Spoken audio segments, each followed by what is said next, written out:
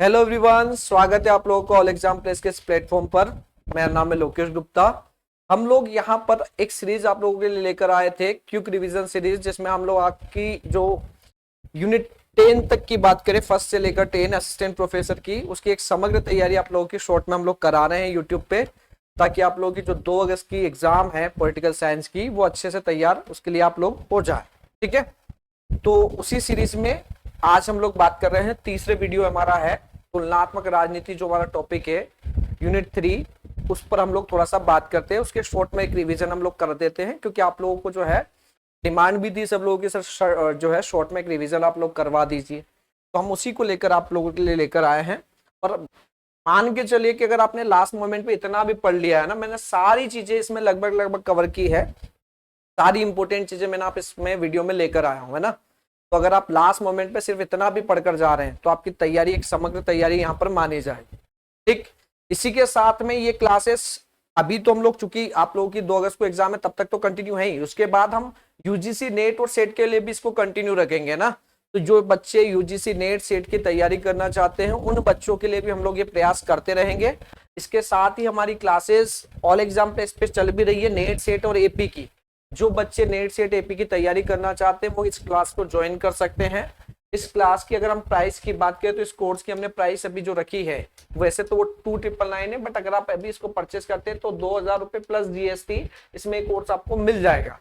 यहाँ ध्यान रखिएगा, एक प्राइस में आपको मैं 3 कोर्स प्रोवाइड कर रहा हूँ, सेट नेट और एपी, 3 कोर्स सिर्फ एक प्राइस में दे रहा हूँ मैं। मार्केट में आपको पता है कि क्या स्थिति है, ठीक है। और यहाँ सिर्फ हमारा उद्देश्य सिर्फ ये नहीं है कि हम सिर्फ पैसे के लिए, हम लोगों का आपको जो है फायदा पहुंचे, स्टूडेंट के हित में हम लोग चाहते हैं कि कुछ तैयारी आप लोगों के लिए बेनिफिशियल हो जाए, और जो दूरस्थ इलाके के लोग हैं, दूरस्थ इलाकों में रहने वाले, उनको फायदा पहुंचे। ये मेन हमारा ऑब्जेक्टिव है, और उसी कड़ी में हम लोग जो है आगे काम कर रहे हैं। तो ये कोर्स आपको 2000 रुपए प्लस जीएसटी पे मिलेगा, जिसमें आपको एक फीस में 3 कोर्स मिलने वाले हैं। चलिए हम लोग शुरू करते हैं टॉपिक यूनिट 3 जो है हमारी, उसी का एक शॉर्ट रिवीजन देखते चलिए फटाफट। तुलनात्मक राजनीति, उद्भव, प्रकृति और विषय क्षेत्र। तुलनात्मक राजनीति का मतलब क्या है? विभिन्न देशों की जो शासन व्यवस्था है या राजनीतिक व्यवस्था, उनके अंग, प्रक्रियाओं, व्यवहार का जो आप अध्ययन करते हैं तुलनात्मक, उसी को हम लोग कहेंगे तुलनात्मक राजनीति। और राजनीति विज्ञान की एक प्रमुख शाखा ये, तो विभिन्न देशों की राजनीतिक व्यवस्था का तुलनात्मक अध्ययन किया जाता है इसके अंतर्गत। अब ये शुरू कैसे हुआ? तो इसके जनक जो माने जाते हैं, तुलनात्मक राजनीति के जनक है अरस्तु। उन्होंने 158 संविधानों का तुलनात्मक अध्ययन किया था, ठीक है। और इन्होंने एक पुस्तक भी लिखी थी जिसका नाम था पॉलिटिक्स, 322 बीसी में। ये अरस्तु की प्रसिद्ध पुस्तक है। इसमें संविधानों का पहला वैज्ञानिक वर्गीकरण।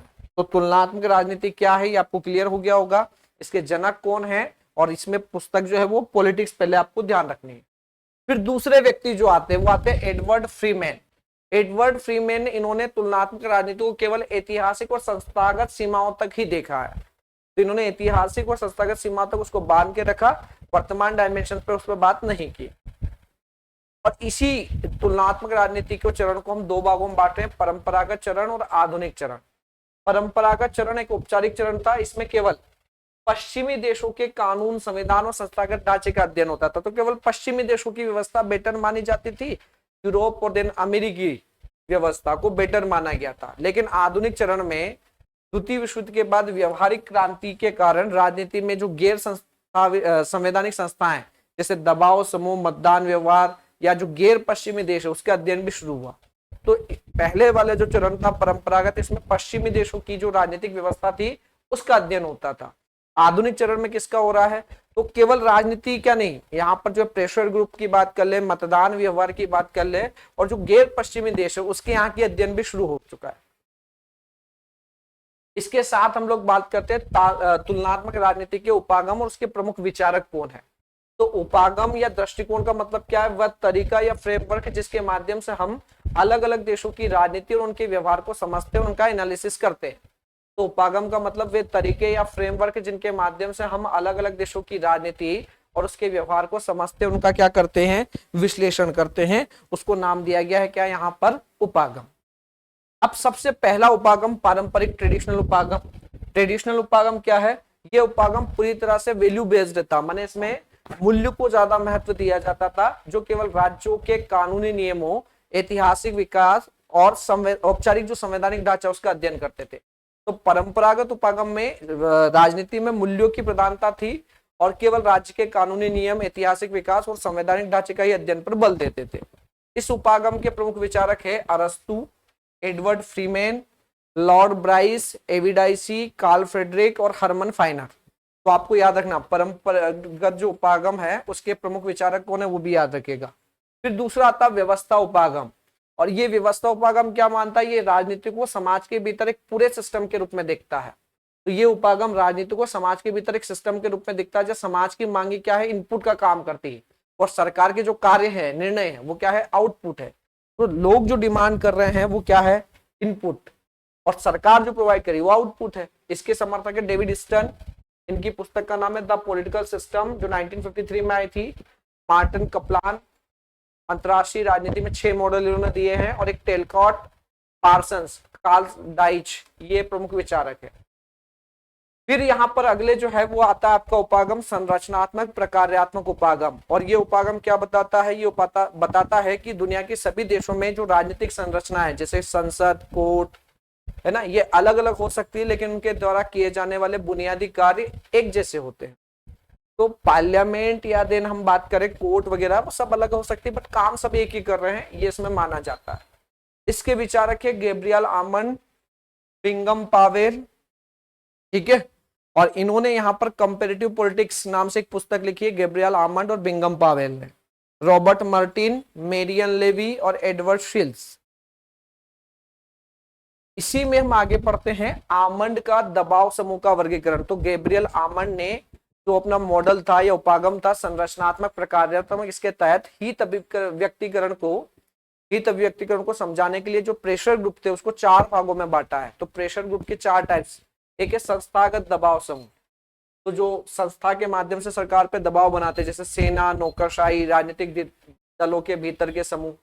एक होता है सहयोगात्मक या आदर्शात्मक दबाव समूह, जैसे व्यापार मंडल, मजदूर संघ या छात्र संगठन।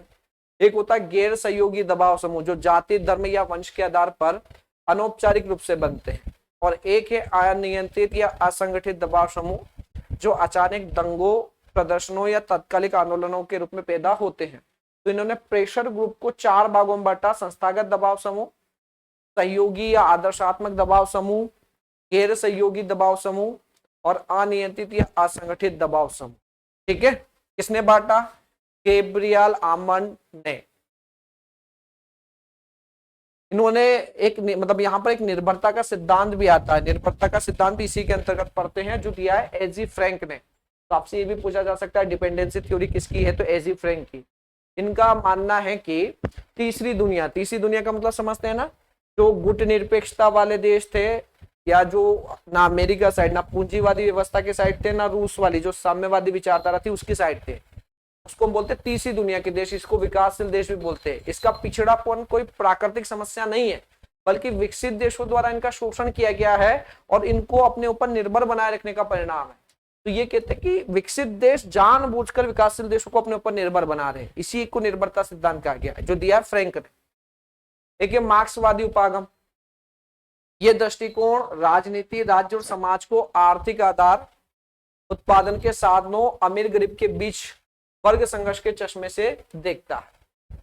इसके विचारक कौन है, कार्ल मार्क्स, उन्होंने दास कैपिटल पुस्तक लिखी, फेडर एंगेल्स, पी.आई. लेनिन, है ना, एंटोनियो ग्राम्शी, इन्होंने हेजामनी का सिद्धांत दिया था, आपको पता है, लुई अल्थुजर, तो लुई अल्थुजर, रॉल्फ मिलीबैंड, निकोश पोलांजास, है ना, इन्होंने मार्क्सवादी उपागम दिया है। तो ये याद रखिएगा ना। अब शासन के अंग और उनके अंतर संबंधों पे हम लोग थोड़ा सा बात करते हैं।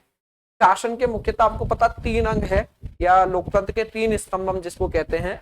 एक होती है व्यवस्थापिका, माने जो संसद है जहां कानून बनते हैं उसको व्यवस्थापिका, जो कार्य करती है उसको कार्यपालिका, जैसे सरकार, और जो न्याय करने का काम करे, इन कानूनों की व्याख्या करने का काम करे, उसको बोलते हैं हम लोग न्यायपालिका। इसमें बांटने और इनके आपसी संबंधों का अध्ययन क्या कहलाता है, यहाँ पर हम लोग इसमें करते हैं तुलनात्मक राजनीति में। कार्यपालिका की परिभाषा क्या है, कानूनों को लागू करने वाला अंग, और संसदीय व्यवस्था जो पार्लियामेंट्री सिस्टम होता है उसमें ये जो कार्यपालिका होती है उसको सामूहिक रूप से संसद के प्रति, है ना, व्यवस्थापिका के प्रति उत्तरदायी होती है। जैसे भारत में बाद में संसदात्मक व्यवस्था है, यहाँ कार्यपालिका माने सरकार संसद के प्रति, स्पेशली लोकसभा के प्रति रिस्पॉन्सिबल है। और ब्रिटेन में भी संसदात्मक व्यवस्था वहीं से हमने ली है। व्यवस्थापिका का मतलब है कानून बनाने का अंग, और अध्यक्षात्मक शासन व्यवस्था में ये कार्यपालिका से पूरी तरह स्वतंत्र होती है। जैसे अमेरिका में है, तो अमेरिका में शक्तियों का पृथक्करण पूर्णतः लागू किया गया, वहां तीनों अंग को एक दूसरे से पृथक किया गया। न्यायपालिका कानूनों की व्याख्या करने की शक्ति इसके पास है, और ये संविधान की रक्षा भी करता है, इसके पास जुडिशियल रिव्यू की पावर होती है। हमने यहाँ पर एक नियंत्रण संतुलन का सिद्धांत भी बनाया है, तीनों को एक दूसरे से चेक एंड बैलेंस का सिद्धांत लेकर चल रहे हैं हम लोग, है ना, तीनों एक दूसरे को कंट्रोल करते हैं। अमेरिकी संविधान की मुख्य विशेषता जो शासन के तीनों अंगों को एक दूसरे पर नजर रखने या नियंत्रण लगाने की शक्ति देती है, ताकि कोई भी निरंकुश ना हो। अब देखिए शासन की प्रणालियों का मैं कुछ अध्ययन आपको करा देता हूं, कंपेरेटिव। अमेरिका की देखिएगा, अमेरिका में कैसी व्यवस्था है, तो सबसे पहले मैं आपको यूएसए की व्यवस्था देखिए। यूएसए में अध्यक्षात्मक शासन प्रणाली है। अध्यक्षात्मक शासन प्रणाली का मतलब क्या होता है, यहाँ एक ही व्यक्ति है, हेड ऑफ नेशन माने देश का प्रमुख, और हेड ऑफ गवर्नमेंट दोनों एक ही व्यक्ति है, और वह है राष्ट्रपति या प्रधानमंत्री नहीं होता, वही सर्वे सर्वा है। दूसरा, राष्ट्रपति और उनकी जो मंत्रिमंडल है वो संसद से जुड़ी नहीं होती, तो संसद और सरकार जो है वो दोनों अलग अलग है, एक दूसरे कनेक्टेड नहीं है। यही आपका अध्यक्षात्मक शासन व्यवस्था है। यहाँ राष्ट्रपति ही वास्तविक प्रधान होता है, और यहाँ की संसद को क्या बोलते हैं, कांग्रेस। कांग्रेस के दो सदन है, सीनेट और हाउस ऑफ रिप्रेजेंटेटिव। तो सीनेट राज्यसभा है, वहां की उच्च सदन है, और प्रतिनिधि सभा लोअर हाउस। यहाँ की सुप्रीम कोर्ट को जो है सर्वोच्च है, मतलब एक तरह से आप कह सकते हैं यहाँ न्यायपालिका की सर्वोच्चता का सिद्धांत है और न्यायिक पुनरावलोकन का सिद्धांत है। ब्रिटेन में पार्लियामेंट्री सिस्टम है। पार्लियामेंट्री सिस्टम क्या होता है, इसका उल्टा, जहां हेड ऑफ गवर्नमेंट अलग हो, हेड ऑफ नेशन प्रेसिडेंट होगा, head of government prime minister. तो जहां दो लोग हो, प्रेसिडेंट भी हो प्राइम मिनिस्टर भी हो। अब ब्रिटेन में प्रेसिडेंट को नहीं होता, वहां राजा होता है, किंग। तो जहां राजा नाम मात्र का मेन प्राइम मिनिस्टर हो, वो व्यवस्था पार्लियामेंट्री है। और पार्लियामेंट्री सिस्टम में जो सरकार होती है वो संसद से जुड़ी होती है, संसद के सदस्य ही सरकार के सदस्य बनते हैं। यहाँ प्रधानमंत्री और कैबिनेट होती है जो संसद के प्रति उत्तरदायी है। संसद कहते हैं ब्रिटेन में दो हाउस है, उसके हाउस ऑफ लॉर्ड ये उच्च सदन है, और house of Commons. Supreme court भी यहाँ पर, सुप्रीम कोर्ट उतना पावरफुल नहीं है, संसद ज्यादा पावरफुल है ब्रिटेन में। तो आपसे ये पूछा जाए संसदीय सर्वोच्चता का सिद्धांत कहाँ लागू है, तो ब्रिटेन में। न्यायिक सर्वोच्चता का सिद्धांत अमेरिका में, और संवैधानिक सर्वोच्चता भारत में। फ्रांस में देखिए, फ्रांस में अर्ध अध्यक्षात्मक, यहाँ राष्ट्रपति भी है प्रधानमंत्री भी है। राष्ट्रपति ज्यादा पावरफुल है, प्रधानमंत्री भी, थोड़ी बहुत शक्तियां उनको भी है। संसद है होती है यहाँ, संसद के दो सदन, सीनेट और नेशनल असेंबली। और दोहरी व्यवस्था न्यायपालिका में, साधारण न्यायालय अलग होते हैं, प्रशासनिक न्यायालय अलग होते हैं। भारत में देखिए पार्लियामेंट्री सिस्टम है, प्रधानमंत्री और उनकी मंत्रिपरिषद संसद के प्रति, संसद में स्पेशली लोकसभा के प्रति। हमारे यहाँ की पार्लियामेंट को संसद बोलते हैं, जिसके दो हाउस है, राज्यसभा और लोकसभा। और यहाँ एक ही न्यायपालिका, एकीकृत न्यायपालिका और स्वतंत्र न्यायपालिका। मॉन्टेस्क्यू जो था वो शक्ति के पृथक्करण का सिद्धांत देता है, उन्होंने ही शक्ति के पृथक्करण का सिद्धांत दिया था। कहा था कि तानाशाही को रोकने के लिए तीनों अंगों की शक्तियां अलग अलग होनी चाहिए, माने कार्यपालिका, विधायिका, न्यायपालिका की शक्तियां बटी होनी चाहिए। और the spirit of the laws ये पुस्तक उन्होंने 1748 में लिखी थी। इसमें शक्ति के पृथक्करण का सिद्धांत और नागरिक स्वतंत्रता का वर्णन किया। मॉन्टेस्क्यू की पुस्तक है, याद रखिएगा। तुलनात्मक राजनीति के अन्य नियम, तो तुलनात्मक राजनीति के अन्य नियम क्या है, एक है डुवर्जन का नियम, मॉरिस डुवर्जन ने दिया था ये। और ये नियम कहता है कि एकल सदस्यीय बहुलवादी मतदान प्रणाली, first pass the post system, हमेशा देश में द्विदलीय व्यवस्था को जन्म देती है। तो जैसे हमारे यहाँ लोकसभा विधानसभा के चुनाव में होती है ना, वो कहलाती है first pass the post system, पहले खंबा छूने की नीति। जहां कितने ही कैंडिडेट खड़े हो, मतदाता सिर्फ एक व्यक्ति को वोट देता है, जिसको सबसे ज्यादा वोट मिल जाता है वो जीत जाता है। इसी को बोलते हैं first pass the post system. ये हमेशा क्या करती, देश में द्विदलीय व्यवस्था लेकर आती है। ये कहना किसका है, डुवर्जन का। हालांकि हमारे यहाँ लागू नहीं होता, हमारे देश में बहुदलीय व्यवस्था है, जबकि है कैसी प्रणाली, बहुदलीय first pass the post system. एक है सटोरी का दलीय वर्गीकरण। तो एक व्यक्ति है जियोवानी सटोरी, इन्होंने राजनीतिक दलों को केवल संख्या नहीं बल्कि उनके बीच की वैचारिक दूरी के आधार पर वर्गीकृत किया है। तो इन्होंने वैचारिक मतलब विचारधारा के आधार पर यहाँ पर दलों का वर्गीकरण किया है। राजनीतिक विकास और राजनीतिक आधुनिकीकरण, यह पारंपरिक व्यवस्थाओं से आधुनिक लोकतांत्रिक व्यवस्थाओं की ओर बढ़ने, राजनीतिक संस्थाओं के मजबूत होने और जनता की बढ़ती भागीदारी का अध्ययन करने वाले सिद्धांत हैं। इसमें कौन कौन विचारक है? तो राजनीतिक विकास और राजनीतिक आधुनिकरण के प्रमुख विचारक में एक है लुशियन पाई। ये राजनीतिक विकास के मुख्य विचार हैं। इन्होंने विकास के 3 लक्षण बताए: समानता, समता और विभेदीकरण। ठीक है।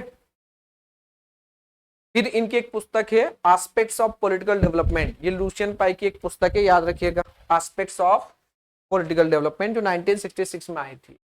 फिर एक विचारक है सैमुअल पी हंटिंगटन। इन्होंने पॉलिटिकल डिके का सिद्धांत दिया, राजनीतिक पतन का सिद्धांत दिया और कहा यदि संस्थाएं मजबूत होने से पहले जनता की मांगे बहुत तेजी से बढ़ जाए तो समाज में राजनीतिक पतन होता है। इसके अलावा इनकी पुस्तक का नाम याद रखिए, political order in changing society. ये हर इसकी साइमन की पुस्तक है, सैमुअल पी हंटिंगटन की पुस्तक है। इसके अलावा आपको एक याद रखना है फ्रेडरिक्स का प्रिज्मेटिक साला मॉडल। तो इनकी पुस्तक का नाम कौन है, मतलब याद रखिए, ये मॉडल जो दिया है साला मॉडल, ये दिया है फ्रेड डब्ल्यू रिक्स ने। और इनकी पुस्तक का नाम है the ecology of public administration, जो 1964 में आई थी। एक पुस्तक और है, वो भी याद रखिएगा, the ecology of public administration, 1964 में। क्या कॉन्सेप्ट है? विकासशील देश माने तीसरी दुनिया के देशों की राजनीतिक और प्रशासनिक व्यवस्था को समझने का एक परिस्थितिकी मॉडल दिया इन्होंने। रिक्स का समाज वर्गीकरण का फ्लो चार्ट देखिएगा। ठीक है। 3 तरह के समाज ये बताते हैं, एक बताते हैं फ्यूज्ड सोसाइटी, एक होता है प्रिज्मेटिक सोसाइटी और एक होता है डिफ्रैक्टेड सोसाइटी। मतलब फ्यूज्ड सोसाइटी में परंपरागत व्यवस्था होती है, प्रिज्मेटिक में संक्रमणशील व्यवस्था होती है और डिफ्रैक्टेड मतलब आधुनिक व्यवस्था। फ्यूज्ड समाज में एक ही संस्था सारे काम करती है, प्रिज्मेटिक में पुरानी और नई व्यवस्था एक साथ चलती है और डिफ्रैक्टेड में हर कार्य के लिए अलग अलग संस्था होती है। ठीक है। दूसरा फ्यूज्ड समाज की विशेषता है कि प्रशासनिक स्वरूप में यहाँ होता है राजतंत्र या जमींदारी व्यवस्था फ्यूज्ड समाज में। प्रिज्मेटिक में होता है साला मॉडल, माने यहाँ प्रशासनिक अधिकारियों को यहाँ पर साला शब्द से संबोधित किया गया। और डिफ्रैक्टेड समाज में यहाँ पर प्रशासनिक स्वरूप होता है आधुनिक ब्यूरो। इसका उदाहरण जो है, अगर आप बात करें फ्यूज्ड सोसाइटी का, तो प्राचीन या मध्यकालीन राज्य। और इसकी बात करें हम प्रिज्मेटिक सोसाइटी है भारत और अन्य विकासशील देश, और जो विकसित देश है वो किस में आएंगे? डिफ्रैक्टेड सोसाइटी में। साला मॉडल क्या है? तो प्रिज्मेटिक सोसाइटी के प्रशासनिक ढांचे को उन्होंने साला कहा है। आधुनिक कार्यालयी नियमों के बीच पारंपरिक प्रभाव काम करता है। प्रिज्मेटिक साला सोसाइटी की 3 विशेषता है। पहला है विजातीयता, अत्यंत प्राचीन जैसे जाति, हलबेल और अत्याधुनिक व्यवस्थाओं का एक ही समय पर एक साथ मौजूद होना, ये कहलाता विजातीयता। एक होती है औपचारिकता, सिद्धांत और व्यवहार में भारी अंतर, कानून केवल फाइलों में होता है, जमीन पर भ्रष्टाचार रहता है। और एक होता है ओवरलैपिंग, अति आच्छादन, आधुनिक प्रशासनिक संस्थाओं पर पारंपरिक और गैर राजनीतिक तत्वों, भाई भतीजावाद, जातिगत धार्मिक निष्ठा का नियंत्रण होना। फिर एक व्यक्ति एडवर्ड शील्स, इन्होंने राजनीतिक आधुनिकरण के 5 मॉडल दिए हैं। पहला क्या है? राजनीतिक लोकतंत्र, दूसरा है अभिभावकीय लोकतंत्र, तीसरा आधुनिकीकरण लोकतंत्र, कबीला तंत्र, सर्वाधिकारवादी कबीला तंत्र और 5वां है पारंपरिक कबीला तंत्र। फिर एक व्यक्ति है डेविड अप्टर, इन्होंने द पॉलिटिक्स ऑफ मॉडर्नाइजेशन ये पुस्तक लिखी है। इन्होंने आधुनिकीकरण के 3 तत्व बताए हैं, विकल्प, नवाचार और परिवर्तन। ठीक है। फिर एक मॉडल आता है हमारे पास में क्राइसिस मॉडल ल्यूशियन पाई का। तो ल्यूशियन पाई का संकट मॉडल देखिएगा, राजनीतिक विकास की प्रक्रिया के दौरान किसी भी विकासशील देश को क्रमिक रूप से 6 बुनियादी चुनौतियों का सामना करना पड़ता है, जिसे ल्यूशियन पाई ने राजनीतिक विकास का संकट कहा है। कौन कौन सी है 6 चुनौतियां? कौन सी? पहला पहचान का संकट, राष्ट्रीय पहचान बनाने की समस्या। दूसरा वैधता का संकट, शासन को नैतिक व कानूनी स्वीकार्यता दिलाने की समस्या। तीसरा प्रवेश का संकट, नीतियों को दूरदराज के क्षेत्रों तक पहुंचाने की समस्या। चौथा है सहभागिता का संकट, जनता की बढ़ती राजनीतिक भागीदारी को संभालने की समस्या। 5वां इंटीग्रेशन क्राइसिस, एकीकरण का संकट, समाज के विभिन्न समूहों को एक साथ जोड़ने की समस्या। और छठा क्या है? वितरण का संकट, संसाधनों को और कल्याणकारी योजनाओं के न्यायपूर्ण आवंटन की समस्या। तो ल्यूशियन पाई के इन 6 संकटों को इस बिल्कुल सही क्रम में याद रखना जरूरी है। क्योंकि परीक्षा में सीधा सीधा कभी इनका क्रम भी पूछा जा सकता है। फिर एक व्यक्ति है डब्ल्यू रोस्टोव, और इन्होंने अपनी पुस्तक the stage of economics growth, इसमें आर्थिक और पुस्तक का नाम याद रखिएगा, the stage of economic growth, इसने लिखी रोस्टोव ने। आर्थिक और राजनीतिक आधुनिकरण के 5 चरण बताए। परंपरागत समाज, आत्मस्मृति से पहले की कड़ियां, आत्मस्फूर्ति की अवस्था, परिपक्वता की ओर अग्रसर, और अत्यधिक उपभोग की अवस्था। राजनीतिक संस्कृति, सामाजिकरण और संचार, ये सिद्धांत बताते हैं कि किसी समाज के लोगों की राजनीति के प्रति सोच क्या है, वे ये सोच कैसे सीखते हैं, माने सोशलाइजेशन, और राजनीतिक सूचनाएं कैसे फैलती, कम्युनिकेशन। तो इसमें 3 चीजों की बात हुई है, संस्कृति, सोशलाइजेशन एंड देन कम्युनिकेशन। राजनीतिक संस्कृति क्या है भाई? किसी समाज के लोगों का अपनी राजनीतिक व्यवस्था, नेताओं और कानूनों के प्रति जो विचार दृष्टिकोण होता है, उसी का योग जो है वो क्या है, राजनीतिक संस्कृति। और राजनीतिक संस्कृति के बारे में एक व्यक्ति है आमंड और वर्बा, इन्होंने कुछ विचार दिए हैं, इनके कुछ प्रकार बताए हैं। तो आमंड और वर्बा की एक पुस्तक है द सिविक कल्चर। अब यहाँ ये पुस्तक क्लियरली याद रखना है, बहुत फेमस पुस्तक है द सिविक कल्चर, किसकी? आमंड और वर्बा की। इसमें यहाँ पर उन्होंने राजनीतिक संस्कृति के 3 प्रकार बताए। संकुचित राजनीतिक संस्कृति, इसमें जनता को ना तो राजनीतिक व्यवस्था की जानकारी होती है, ना ही वो इसमें कोई रुचि लेते हैं, जैसे आदिवासी समाज। एक होता है प्रजाभावी राजनीतिक संस्कृति, इसमें जनता सरकार के फैसले और कानूनों को तो समझती है, लेकिन व्यवस्था में अपनी तरफ से कोई योगदान नहीं देती, जैसे तानाशाही व्यवस्था। और तीसरी होती है पार्टिसिपेटरी, जिसमें जनता राजनीतिक व्यवस्था के बारे में जागरूक होती है और मतदान और आंदोलनों के जरिए सक्रिय भागीदारी निभाती है, जैसे लोकतंत्र, विकसित लोकतंत्र।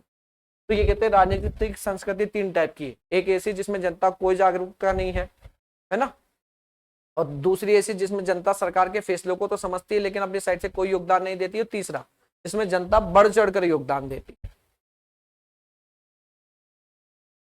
फिर एक केंद्र परिधि मॉडल आता है, सेंट्रल पेरिफेरी मॉडल, ये दिया है एडवर्ड शिल्स ने। इन्होंने माना है कि हर व्यवस्था में एक केंद्र होता है। केंद्र कौन है? जहां वास्तविक शक्ति, शासक, अभिजात होते हैं, और एक परिधि, दूर दराज के क्षेत्र जहां आम जनता रहती है। तो सबसे सेंटर में जो होता है, जहां राज व्यवस्था या मेन जो शासक वर्ग रहता है वो केंद्र है, और जो दूर दराज के इलाके वो क्या आते हैं, परिधि में। आमंड वर्मा ने इसका प्रयोग करके बताया कि राजनीतिक विकास वास्तव में केंद्र के आधुनिक मूल्यों का परिधि की ओर विस्तार है। फिर एक आता है राजनीतिक उपसंस्कृति, ये गैब्रियल आमंड ने दिया विचार। जब एक ही देश के भीतर किसी विशेष क्षेत्र, जाति या समूह के लोगों की राजनीतिक सोच मुख्य राष्ट्रीय संस्कृति से अलग होती है। राजनीतिक सामाजिकरण, वह प्रक्रिया जिसके द्वारा परिवार, स्कूल या मीडिया के माध्यम से राजनीतिक मूल्यों, दृष्टिकोणों को एक पीढ़ी से दूसरी पीढ़ी में ट्रांसफर किया जाता है। माने राजनीतिक मूल्यों का एक पीढ़ी से दूसरी पीढ़ी में ट्रांसफर पॉलिटिकल सोशलाइजेशन कहलाता है। हर्बर्ट हाइमेन ने, इन्होंने अपनी पुस्तक में सबसे पहले अपनी पुस्तक पॉलिटिकल सोशलाइजेशन में शब्द का प्रयोग किया था। तो सबसे पहले शब्द यूज किया है हर्बर्ट हाइमेन ने अपनी पुस्तक पॉलिटिकल सोशलाइजेशन। अगला है व्यक्ति का नाम कार्ल डाइच, और कार्ल डाइच राजनीतिक संचार उपागम के जनक माने जाते हैं। तो याद रखिएगा, राजनीतिक संचार उपागम के जनक कार्ल डाइच। इन्होंने साइबरनेटिक्स कम्युनिकेशन मॉडल दिया, जो राजनीति को सूचनाओं और संदेशों के प्रवाह के रूप में देखता है। इनकी पुस्तक का नाम एक है the nerves of government, father of political communication approach माने जाते हैं, याद रखिएगा ना। राजनीतिक अभिजात और प्रजातंत्र का अभिजात सिद्धांत, ठीक है। यह सिद्धांत मानता है कि लोकतंत्र में असल शक्ति जनता में नहीं होती, कुछ लोगों के हाथ में होते। समाज के जो सबसे प्रभावशाली लोग होते हैं, ये होते कम संख्या में, पर इनके पास सारी पावर होती है। इसी को अभिजात वर्ग कहते हैं। तो लोकतंत्र में असल शक्ति कहने की बात सिर्फ है कि जनता के हाथ में सारी पावर होती है। असल में सारी शक्तियां किसके हाथ में है? कुछ लोगों के हाथ में। लोकतंत्र केवल इन अभिजातों के बीच वोटों के लिए एक खुली प्रतियोगिता है। इस बारे में विल्फ्रेड पेरेटो अभिजात वर्ग के परिभ्रमण का सिद्धांत देते हैं। तो अभिजात वर्ग के परिभ्रमण का सिद्धांत दिया पेरेटो ने, और कहा इतिहास क्या है? कुलीन वर्गों का कब्रिस्तान। सत्ता हमेशा शेर और लोमड़ी के बीच घूमती है। मान शेर का तरह बल प्रयोग करने वाले और जो लोमड़ी की तरह चालाकी करने वाले, उनके बीच ही रहती है। पेरेटो की पुस्तक का नाम पूछा जाए तो याद रखिएगा द माइंड एंड सोसाइटी। तो द माइंड एंड सोसाइटी पुस्तक किसने लिखी? पेरेटो। लॉइन और फॉक्स की जो चालाकी का मॉडल दिया वो भी पेरेटो ने बताया। अगला व्यक्ति है गेटाना मॉस्को, इन्होंने शासक वर्ग का सिद्धांत दिया, तो रूलिंग क्लास थ्योरी दी। इन्होंने माना कि समाज हमेशा दो वर्गों में बटा है, एक संगठित अल्पसंख्यक शासक वर्ग और दूसरा असंगठित बहुसंख्यक शासक वर्ग। पुस्तक है इनकी द रूलिंग क्लास, ये पुस्तक दिया है, इसी में इन्होंने रूलिंग क्लास थ्योरी दी है। फिर एक है रॉबर्ट मिशेल्स, और इनका नियम याद रखिएगा, अल्पतंत्र का लोह नियम किसने दिया? रॉबर्ट मिशेल्स ने। और कहा कि संगठन की प्रकृति ही ऐसी होती है कि अंतिम फैसले लेने की शक्ति अंततः शीर्ष पर बैठे कुछ चतुर नेताओं के हाथ में ही होती है। तो अल्पतंत्र का लोह नियम का सिद्धांत कहता है कि संगठन की प्रकृति ऐसी है कि अंतिम फैसले कुछ ही लोग लेते हैं जो मेन टॉप पद पर बैठे हुए। इनकी पुस्तक का नाम है पॉलिटिकल पार्टीज, 1911 में आई। याद रखिएगा, आयरन लॉ ऑफ ओलिगार्की किसने दिया? Robert Michels.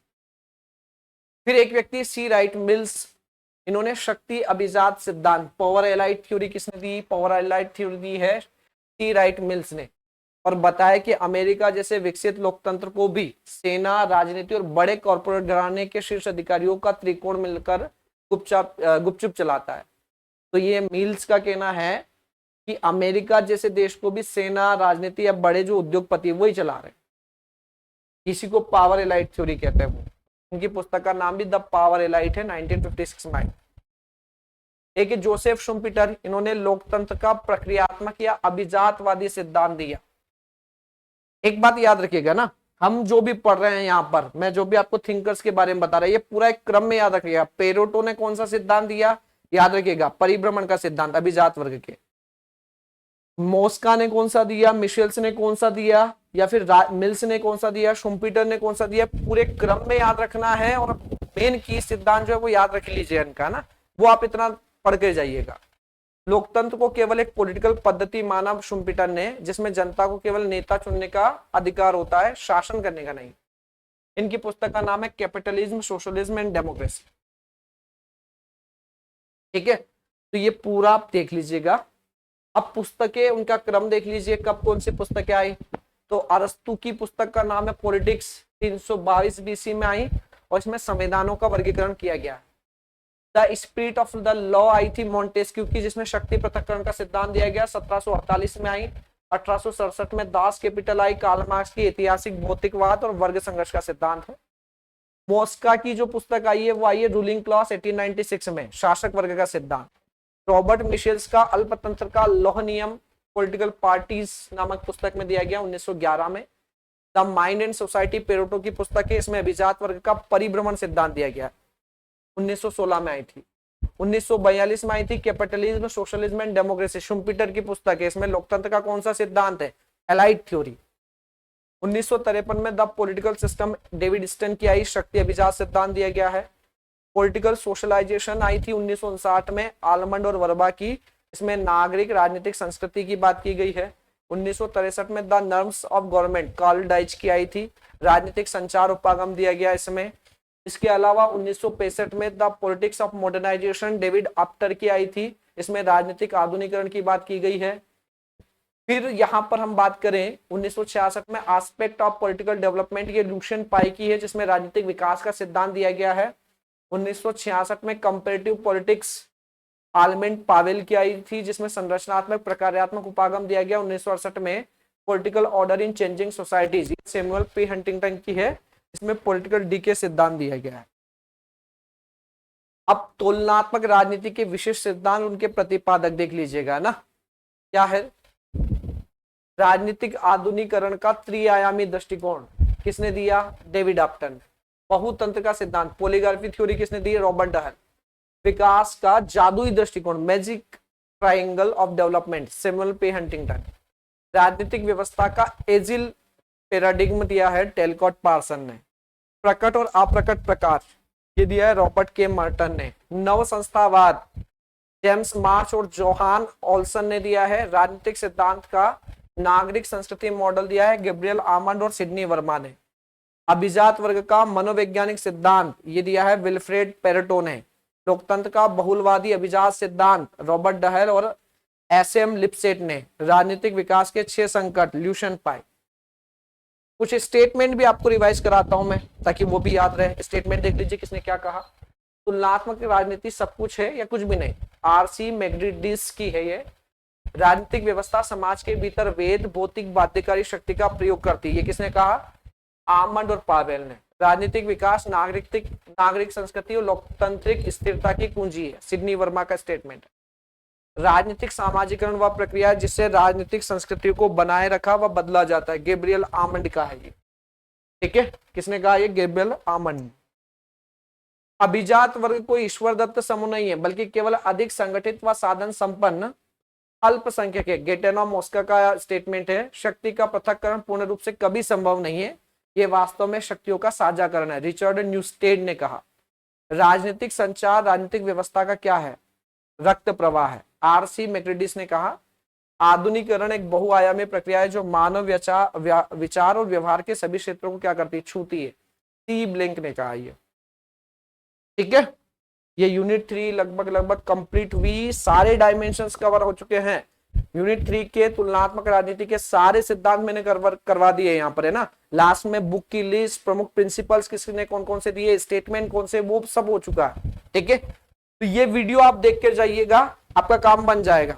दूसरी बात, सब लोगों से एक निवेदन है कि वीडियो को ज्यादा से ज्यादा शेयर कीजिएगा, सबसे साथ साझा कीजिएगा, है ना। तो सबको इसके बारे में सूचित भी कीजिएगा कि क्लासेस जो है शॉर्ट रिवीजन की आप लोगों की चल रही है, और अपने कमेंट्स के माध्यम से सब लोग जो है अनुभव भी शेयर कीजिएगा, बताइएगा भाई कि क्या अनुभव है ना।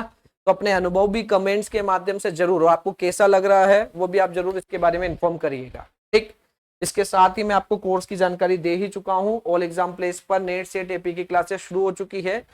जो बच्चे मेरे साथ जुड़कर इसकी तैयारी करना चाहते हैं वो इसको ज्वाइन कर सकते हैं। इसकी प्राइस की बात करूं तो 2000 प्लस जीएसटी में ये कोर्स आपको अवेलेबल हो जाएगा। इस एक कोर्स में आपको 3 चीजें मिल रही है, नेट सेट और एपी तीनों की तैयारी। ठीक है, अब की बार जो है आप लोग जो है अच्छे से तैयारी करिए। नेगेटिव मार्किंग है तो थोड़ा सोच समझ के प्रश्नों का हल करिएगा, जो बन रहा है उसी का आंसर लगाइएगा। तो आप इतना सा लास्ट में रिवीजन के कंटेक्स्ट में सिर्फ इतना पढ़ के जाइए, कहानी पूरी अच्छे से आप लोगों की बनेगी। ठीक है, ऑल द बेस्ट, मिलते हैं नेक्स्ट सेशन में यूनिट 4 के साथ में। ठीक है, यूनिट 4 थोड़ी लेंदी रहेगी क्योंकि वो पूरा कॉन्स्टिट्यूशन वाला पोर्शन ज्यादा है उसमें, तो वो थोड़ा सा लेंदी जाएगी। ठीक है, चलिए बने रहिए ऑल एग्जाम प्लेस के साथ, मिलते हैं नेक्स्ट सेशन में, धन्यवाद।